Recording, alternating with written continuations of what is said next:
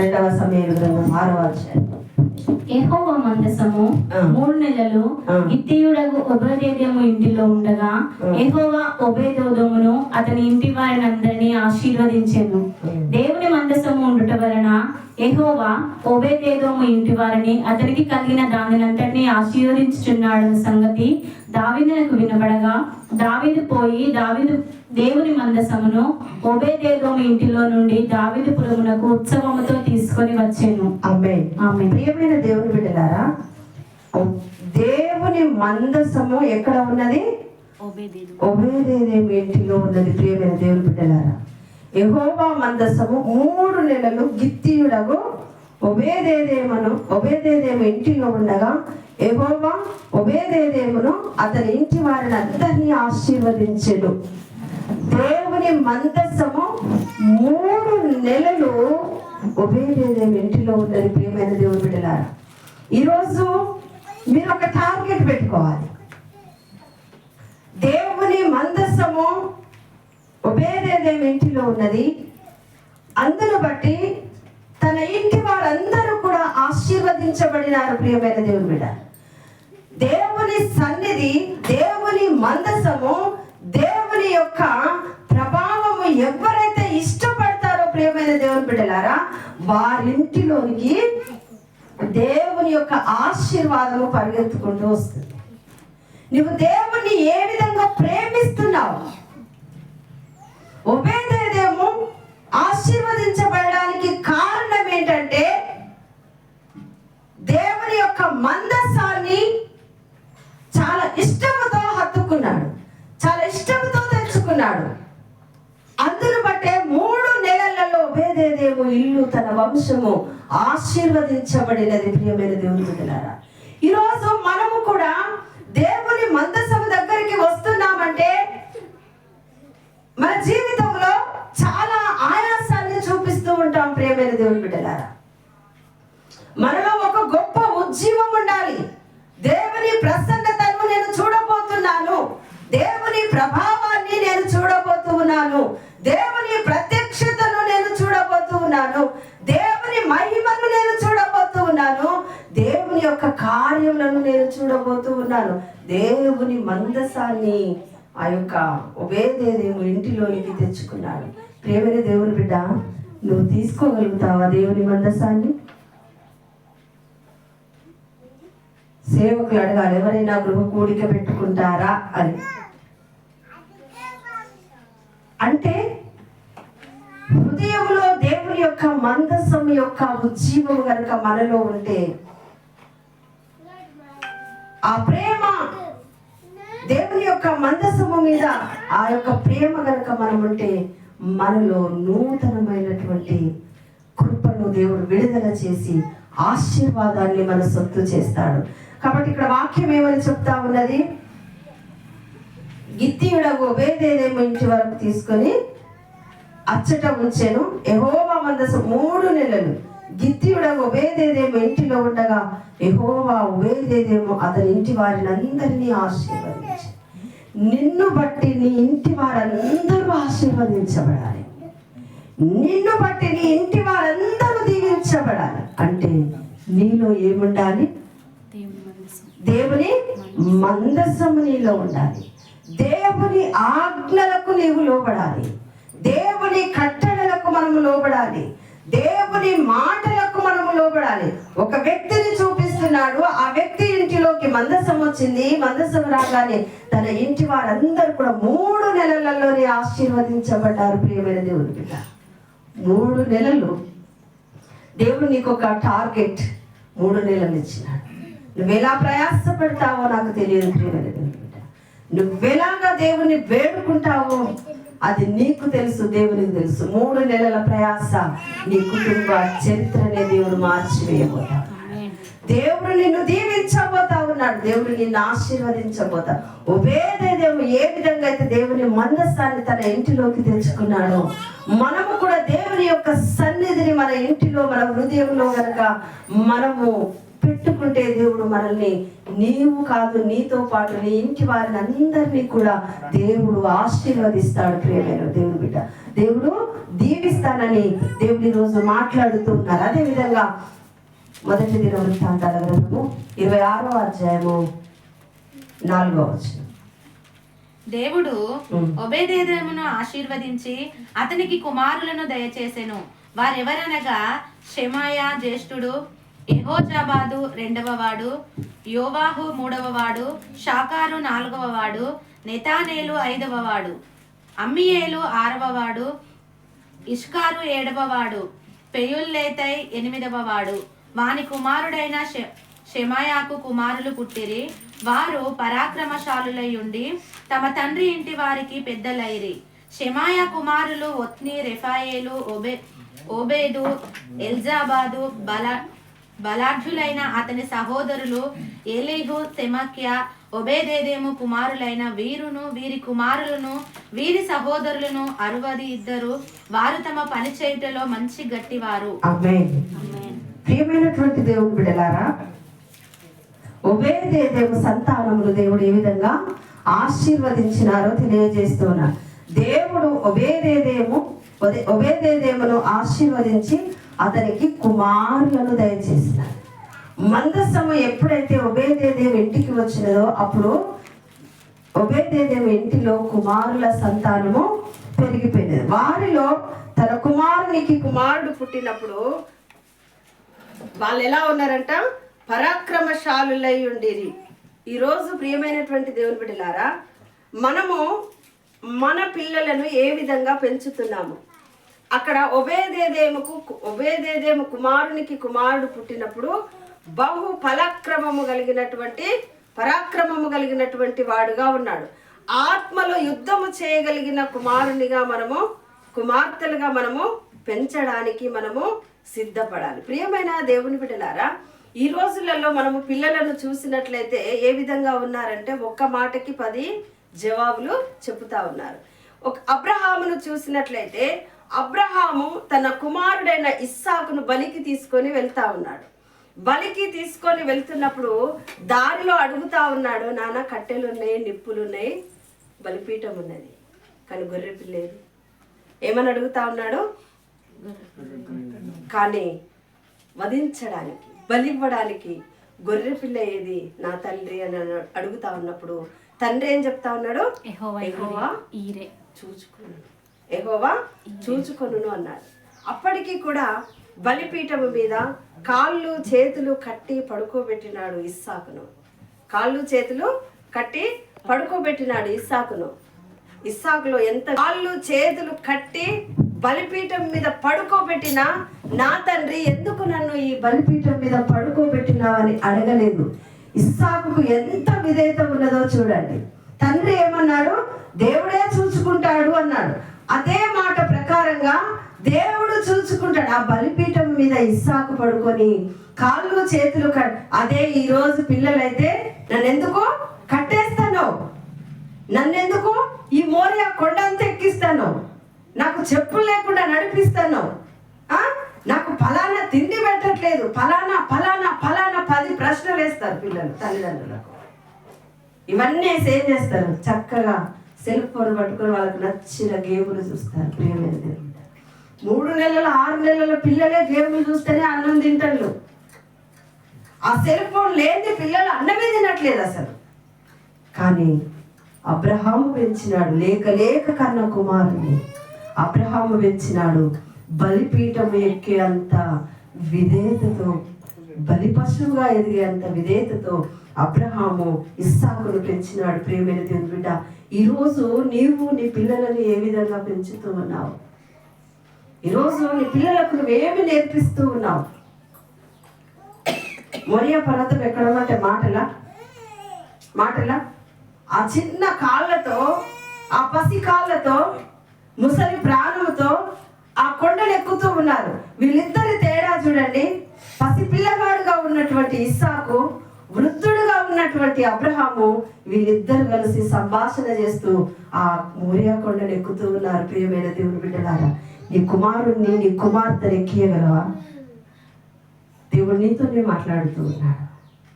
నువ్వు నీ గర్భంలో పుట్టిన పిల్లలను అంత విధేయతతో నీవు మోరియా కొండను ఎక్కించగలుగుతావా? నీవెక్కగలుగుతావా?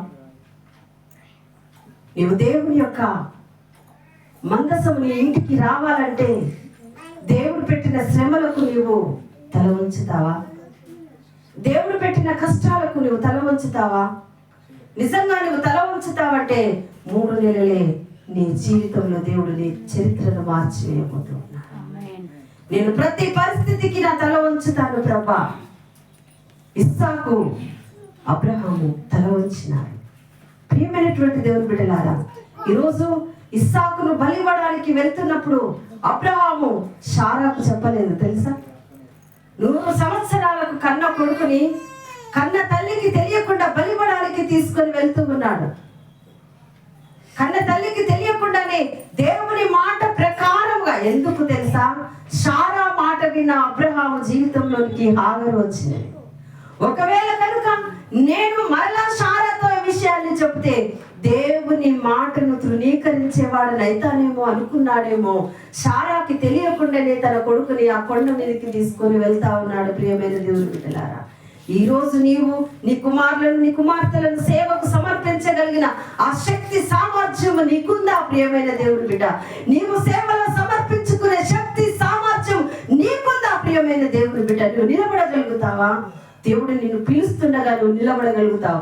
3 నెలలు నీ టార్గెట్. ప్రియమైన దేవుని బిడ్డ, నేను నిలబడతాను ప్రభా, నా కుటుంబాన్ని నిలబెడతాను ప్రభా, ఒక నిబంధన కనుక నీవు తీసుకుంటే ప్రియమైన దేవుని బిడ్డ, నీ కుటుంబ చరిత్రను దేవుడు మార్చివేయబోతూ ఉన్నాడు. నేనున్నాను ప్రభా, నీ కొరకు నిలబడడానికి నేనున్నానయ్యా. నా భర్త ఉన్నాడు, నా భార్య ఉన్నది, నా పిల్లలు కుటుంబ సమేతంగా నీ కొరకు మేము నిలబడతామయ్యా అని అలాంటి తీర్మానం కనుక నీవు తీసుకుంటే ప్రియమైన దేవుని బిడ్డ, నిన్ను పీడిస్తున్న ఐగుప్తీయుల ఆచారము నీ ఎదుట ఉండదు. గట్టిగా చెప్పు. నిన్ను బలహీనపరుస్తున్న ఐగుప్తీయుల ఆచారము నీ దగ్గర ఉండదు. ప్రియమైన దేవుని బిడ్డ, అందుకే మోషేతో అంటున్నాడు, ఫరోకు దేవునిగా చేస్తా. నేను ఎవరికి చేస్తా? ఫరోకి నేను దేవునిగా చేస్తా. శత్రువు నిన్ను చూస్తే గడగడ వణకాలంటే ప్రియమైన దేవుని బిడ్డ, అబ్రహాం, ఇస్సాకు వంటి ఆ దీన మనస్సు మనకు కావాలి. ఒబేదేదోము ఏ విధంగా మందసాన్ని ప్రేమించి గౌరవించి తన ఇంట్లోకి తీసుకున్నాడో ప్రియమైన దేవుని బిడ్డ, నువ్వు మనుషులకు భయపడుతున్నావు, బంధాలకు భయపడుతున్నావు, బంధుత్వాలకు భయపడుతున్నావు, దేవుని మందసానికి దూరముగా ఉంటున్నావు. ప్రియమైన దేవుని బిడ్డ, ఇది నీకు ఏ రోజు కూడా క్షేమము కాదు. నువ్వు అవమానించబడతావు, నువ్వు నిందించబడతావు, నువ్వు గాయపరచబడతావు, నువ్వు వెలివేయబడతావు, నువ్వు తృణీకరించబడతావు. ప్రియమైన దేవుని బిడ్డ, ఒబేదేదోము వాళ్ళ మందసాన్ని నీ ఇంటిలోకి, నీ హృదయంలోనికి చేర్చుకో. దేవుడు నీతో పాటు నీ ఇంటి వారిని అందరినీ కూడా ఆశీర్వదిస్తాడు. నీ ఇంటి వారందరికీ నీ రక్షణ దయచేస్తాడు. ప్రియమైనటువంటి దేవుని బిడ్డలారా, అబ్రహాం లాంటి విధేయత, ఒబేదేదోము వంటి విధేయత, ఇస్సాకు వంటి విధేయత ఈరోజు నీకు నాకు కావాలి. ప్రియమైన దేవుని బిడ్డ, ఇప్పటి వరకు మనము నామకార్థముగా ప్రార్థనలు చేస్తున్నామేమో, నామకార్థముగా దేవుణ్ణి ఆరాధిస్తున్నాము, దేవుణ్ణి స్తుతిస్తున్నాము. 3 నెలలు మందసాన్ని తన ఇంటిలో ఉంచుకున్నాడు. 3 నెలలలోనే తన యొక్క కుటుంబం యొక్క చరిత్ర మారిపోయినది. ప్రియమైన దేవుని బిడ్డలారా, ఈ రోజు మనము కూడా ఎన్నో సంవత్సరాలుగా దేవుణ్ణి ఆరాధిస్తూ ఉన్నాం, ఎన్నో సంవత్సరాలుగా దేవుణ్ణి స్తుతిస్తున్నాం, గణపరుస్తూ ఉన్నాం. ప్రియమైనటువంటి దేవుని బిడ్డలారా, కానీ మన కుటుంబ పరిస్థితి మారట్లేదు, మన ఆధ్యాత్మిక పరిస్థితి మారట్లేదు. ప్రియమైన దేవుని బిడ్డలారా, ఒబేదేదోము ఎలాంటి హృదయంతో నిన్ను స్వీకరించినాడో ప్రభా, అలాంటి హృదయాన్ని నాకు దయచేయండి. అబ్రహాం ఏ విధంగా మీకు విధేయత చూపించినాడు, ఇస్సాకు ఏ విధంగా విధేయత చూపించినాడు, నేను కూడా ఆ విధంగా విధేయత చూపిస్తాను ప్రభా అని గనుక మనలో మనము నిబంధన చేసుకుంటే ప్రియమైనటువంటి దేవుని బిడ్డలారా, అది ఎలాంటి బలహీనతైనా, అది ఎలాంటి కష్టమైనా, ఎలాంటి వ్యతిరేకమైన, ఎలాంటి గాయమైన, ఎలాంటి పరిస్థితి మన ఎదురు వచ్చినా దేవుడు దానిని నీ యొద్ద నుండి తీసివేస్తాడు. అదే విధంగా ఒక్కసారి మరలా మనము లూకా సువార్త 1వ అధ్యాయం 5 నుంచి మొదటగా 7 వచనాలు చదువు. యూదయా దేశపు రాజైన హేరోదు దినములలో అబియా తరగతిలోనున్న జకరియా అను ఒక యాజకుడుండెను. అతని భార్య అహరోను కుమార్తెలలో ఒకతే. ఆమె పేరు ఎలిజబెతు.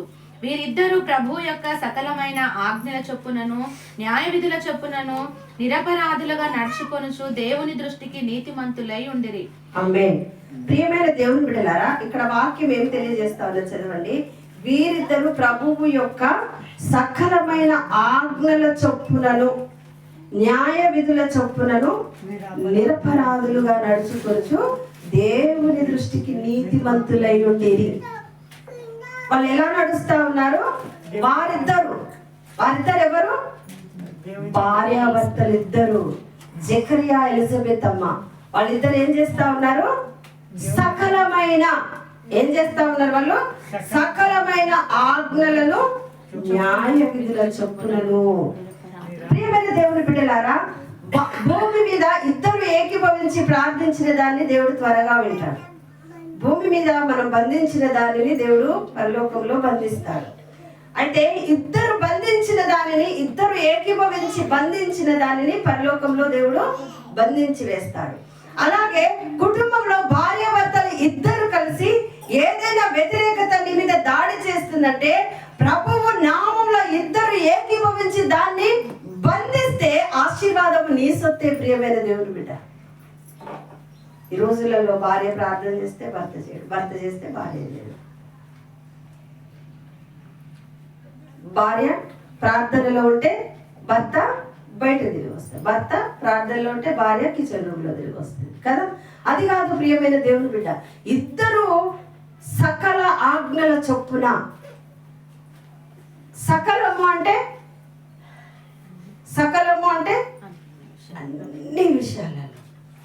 అన్ని విషయాలలో భార్యాభర్తలు ఇద్దరు కూడా సకల ఆజ్ఞల చొప్పున న్యాయము చొప్పున దేవుని దృష్టిలో నీతిమంతులుగా నిరపరాధులుగా వాళ్ళు తీర్చబడ్డారు. ప్రియమైన దేవుని బిడ్డ, ఎప్పుడైతే దేవుని దృష్టిలో నీతిమంతులుగా నిరపరాధులుగా ఉన్నారో వాళ్ళకు ఒక కొరత ఉన్నది. ఆ కొరత దేవుడు కొట్టివేసినాడు. ఈరోజు ప్రియమైన దేవుని బిడ్డలారా, మీకు ఏమి కొరత ఉన్నది? మీ కుటుంబంలో ఏది జరగట్లేదు, మీరు ఏది పొందుకోవాలనుకుంటున్నారు, ఏది జరగట్లేదు, ఇద్దరుగా ఏకీభవించి దేవుని నామంలో దాన్ని బంధించండి. దేవుడు దాన్ని పరలోకంలో బంధిస్తాడు. ఆశీర్వాదము దీవెన మీ సొత్తు అవుతుంది. ప్రియమైన దేవుని బిడ్డ, మనకి ఏదైతే పొందుకోవాలనుకుంటున్నామో ప్రియమైనటువంటి దేవుని బిడ్డలారా, ఏ ఆశీర్వాదాన్ని పొందుకోవాలనుకుంటున్నామో మన ఎదుటికి దేవుని తీసుకొని వచ్చినారు దేవుని బిడ్డలారా. అదే విధంగా అబ్రహామును ఇస్సాకును తీసుకొని వచ్చినారు. జకరియా ఎలిజబెత్ అమ్మను దేవుడు మన మధ్యలోనికి తీసుకొని వచ్చిన సకలమైన పనులలో సరుగులు గునుగులు లేకుండా దేవుని పని చేయాలి. ప్రియమైన దేవుని బిడ్డ, మన ప్రయాణాలలో కూడా సరుగులు గునుగులు లేకుండా మనం ప్రయాణాలు చేయాలి. ప్రియమైనటువంటి దేవుని బిడ్డలారా, అనేకమైన చూడండి, 40 సంవత్సరాలు మన అరణ్యంలో మోషే గారు నడిపిస్తా ఉన్నారు ఇశ్రాయేలీయులను. అప్పుడు వాళ్ళు ఎట్లా గురుగుతుందో తెలుసా? ఐగుప్తులో మాకు సమాధులు లేవని తీసుకొని వస్తున్నావా? ప్రియమైన దేవుని బిడ్డలారా, దేవుని మందసము దగ్గరికి ప్రయాణం చేస్తూ ఉన్నప్పుడు ఎవ్వరము కూడా సనుక్కోవద్దు. ప్రియమైన దేవుని, మనం అనుకుంటా ఉంటాము. ఇంకొక విషయము, నిర్లక్ష్యంగా దేవుని సన్నిధికి రావద్దు. ప్రియమైన దేవుని బిడ్డ, గొప్ప ఆశ కొన్న ప్రాణాన్ని తృప్తిపరిచే దేవుడు. ఏ ఆశ కలిగి నువ్వు వస్తున్నావో అది ఒక దృఢమైన నమ్మకంతో రావాలి. ప్రియమైన దేవుని బిడ్డ, నేను వచ్చినాను, పొందుకున్నాను, వెళ్తున్నాను. లాస్ట్ సండే దేవుడు మనతో మాట్లాడిన మాట, సుంకరి దేవుని ఆలయంలో నుండి వెళ్తున్నప్పుడు ఏమని సాక్ష్యం తీసుకున్నాడు? దేవుని ఆలయంలో నీతిమంతుడుగా ఎంచబడి వెళ్ళిపోయినాడు. ఈరోజు మనం కూడా దేవుని మందిరాన్ని ప్రేమించాలి. ప్రియమైన దేవుని బిడ్డ, జకరియా ఎలిజబెత్ అమ్మ వాళ్ళు ఎక్కడున్నారు చెప్పండి? 9వ వచనం చదవండి. జకరియా తన తరగతి క్రమము చొప్పున దేవుని ఎదుట యాజక ధర్మము జరిగించుచుండగా యాజక మర్యాద చొప్పున ప్రభువు ఆలయములోనికి వెళ్ళి ధూపము వేయుటకు అతనికి వంతు వచ్చే. ఎక్కడికి వెళ్ళాలి? దేవుని ప్రభు ఆలయంలోనికి వెళ్ళాలి. ప్రభు ఆలయంలోనికి వెళ్ళాలి. ప్రభు ఆలయంలో సకలమైన ఆజ్ఞల చొప్పున భార్యాభర్తలు ఇరువురు కలిసి పనిచేస్తారు. మనం భర్త చేస్తే భార్య, భార్య చేస్తే భర్త, వీళ్ళిద్దరు కాకపోతే పిల్లలు కాకపోతే ఇంకా చాలు, అక్కడికి ఏదో ఒకటి వస్తుంది, బయటకు వెళ్ళిపోతాం. అది కాదు నా ప్రియమైనటువంటి దేవుని బిడ్డలారా, అది కాదు ప్రియమైన దేవుని సంగమా. దేవాలయంలో ధూపము వేస్తూ ఉన్నారు. మనం ఎక్కడ ఉండాలి? దేవాలయంలో ఉండాలి. ఎక్కడుండాలి? దేవాలయం. మన కొరకు ఏర్పరచబడిన దేవాలయంలో మనము ఉండి యాజక ధర్మము చొప్పున ప్రతిదినము వాళ్ళు ధూపం వేస్తూ ఉంటే దేవుని దూత జకర్యా యొద్దకు వచ్చినది. మనము దేవుని ఆలయం అంటే చాలా మనం ఏమనుకుంటా ఉంటామంటే వెళ్తాము, పాడతాము, ఆరాధన చేస్తాము, వాక్యం వింటాము, వచ్చేస్తాం. కాదు ప్రియమైన దేవుని బిడ్డ, దేవుని మందిరంలో మనం ఉన్నామంటే మన యొక్క కట్లు తెగిపోతున్నాయి. అపవాది వేసినటువంటి బంధకాలు తెగిపోతున్నాయి. అపవాది స్థావరాలు పెకిలించి వేయబోతున్నాయి. మనల్ని ఎన్ని సంవత్సరాలుగా పీడిస్తున్నా కొన్ని సమస్యలు ఉంటాయి ప్రియమైన దేవుని బిడ్డ. ఎన్నో సంవత్సరాలుగా గర్భఫలం లేకుండా ఎదురు చూస్తున్నారు జకర్యా, ఎలిజబెత్ అమ్మలు. కానీ నిండు వృద్ధాప్యంలో గాబ్రియేలు దేవదూత వచ్చి, జకర్యా నీ ప్రార్థన దేవునికి వినబడినది, నీ భార్య అయిన ఎలిజబెత్ గర్భము ధరించినది. మనం అనుకో ఇంతకాలం ప్రార్థన చేస్తున్న ప్రభా, ఇంతకాలం ప్రార్థన చేస్తున్న ప్రభా, నా ప్రార్థనకు జవాబే రాలేదు, నా ప్రార్థనకు అది రాలేదు, నా ప్రార్థనకి ఇది రాలేదు. తగిన కాలము రానే వస్తుంది. హబక్కుకు 2:3 తగిన కాలము రానే వస్తుంది. దర్శన కాలం రానే వస్తుంది. నెరవేర్పు కాలము రానే వస్తుంది. ప్రియమైన దేవుని బిడ్డ, నీ సమస్యల నుంచి నువ్వు విడిపించబడతావు. నీ కుటుంబం మీద కట్టబడిన ప్రతి అపవాది కట్టు తెగిపోయింది. కానీ నిరంతరం యాజక ధర్మము చొప్పున ధూపము వేయాలి. ప్రతిరోజు వాళ్ళిద్దరు కలిసి దేవుని ఆలయంలో, భార్యాభర్తలు ఇరువురు కలిసి దేవుని ఆలయంలో ప్రార్థనా ధూపం వేస్తున్నారు. ప్రియమైన దేవుని బిడ్డ, ఈ రోజు నుంచి నీవు నీ భర్త చేయవలసింది ఏంటంటే నీ కుటుంబంలో, నీ సంఘంలో నీవు ప్రార్థన అనే ధూపం వేయాలి. ఎన్ని సంవత్సరాలుగా మనల్ని బలహీనతలు పీడిస్తూ ఉన్నాయో అవన్నీ కూడా ఒక రోజున దేవుని దూత రానే వస్తుంది. మన సమస్యల నుంచి మనకు విడుదల దొరుకుతుంది. ప్రియమైన దేవుని బిడ్డ, ఎన్ని సంవత్సరాల నుంచి ప్రార్థన చేస్తున్నా కదా, నా సమస్యలు తీరట్లేదు. ఇది కాదు, దేవునికి ఇంపైన సువాసన వేయాలి, దేవునికి ఇష్టమైన ప్రార్థన చేయాలి. ప్రియమైన దేవుని బిడ్డలారా, మనం దేవునికి ఇష్టమైన ప్రార్థన చేయాలి. అది మన సండే మనం చెప్పుకున్నాం కదా, దావీదు పాటలే అనుకొని ఏం పాడుతా ఉన్నారు? పిచ్చి పాటలు పాడుతా ఉన్నారు. ఇవే దావీదు పాటలు అంటా ఉన్నారు. ఇవే దావీదు చేసిన నాట్యం. ఈ రోజులలో చాలా మంది కూడా అలాగే ఉన్నారు. పిచ్చి డాన్స్ వేస్తా ఉన్నారు ఆరాధనలలో. ఇదే పరిశుద్ధాత్మ అభిషేకం అంటున్నారు. ప్రియమైన దేవుని బిడ్డ, మోసపోకుడి దేవుడు వెలిగించబడ్డాడు. చాలా మందిని కూడా అవన్నిటిని చూసి ఆకర్షించబడుతున్నాం. ప్రియమైన దేవుని బిడ్డ, అది కాదు ప్రియమైన దేవుని బిడ్డ. ఆయన అరవడు, ఆయన కేకలు వేయడు.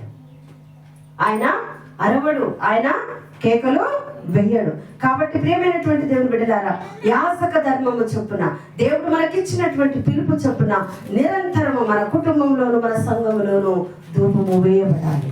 నిరంతరము ధూపం వేయబడుతున్నప్పుడు దూత రానే వచ్చింది. జకర్యా అని పిలిచింది. వారికి ఉన్న సమస్య కొట్టివేయబడింది. 100 సంవత్సరాలకు నవ్వు కలిగింది. ప్రియమైన దేవుని బిడ్డ, ఈరోజు ఎన్ని సంవత్సరాల నుంచి నువ్వు సమస్యల చేత పీడించబడుతున్నావు? ఎన్ని సంవత్సరాలు నిన్ను బలహీనతలు పీడిస్తున్నాయి? అది అనారోగ్యమైనా, అది జబ్బైనా, వ్యాధైనా, బాధైనా, బలహీనతైనా, అది ఆర్థిక ఇబ్బంది అయిన, శోధనైన, శ్రమైన, కరువైన, కష్టమైన, ఖడ్గమైన, మరేదైనా ప్రియమైన మరణమైన, మరేదైనా దేవుని బిడ్డ నేను ఏదైతే భయపెడుతూ ఉన్నదో అది ఈ రోజే దేవుడు నీ హృదయంలో నుంచి, నీ కుటుంబంలో నుంచి తీసివేసి గొప్ప సమాధానం నీకు ఇవ్వడానికి దేవుడు సిద్ధంగా ఉన్నాడు. అయితే ప్రియమైన దేవుని బిడ్డ, కాలేబు వలె నిండు మనసుతో దేవుని సన్నిధికి వద్దాం.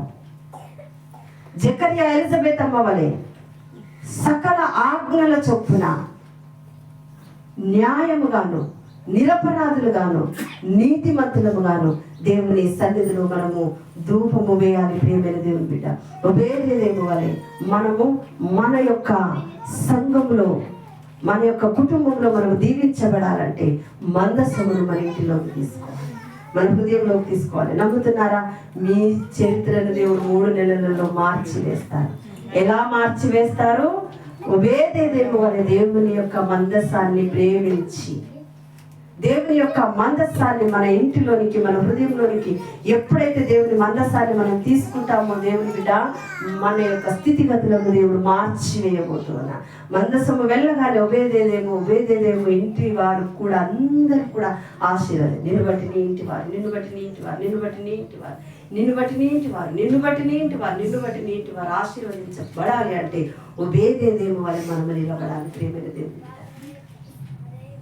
ఈ ఉదయకాల సమయంలో దేవుడు మనతో మాట్లాడుతుండగా, అయ్యా నన్ను ఒబేదెదోము వలె, జకర్యా ఎలిజబెత్ వలె, అబ్రహాము ఇస్సాకు వలె, కాలేబు వలె నన్ను దీవించండి ప్రభా, వారికి ఉన్న విధేయత నాకు దయచేయండి ప్రభా అని ప్రార్థన చేసుకున్నాం. దేవుడి మాటలు మన వెనుకలో దీవించి ఆశీర్వదించును గాక.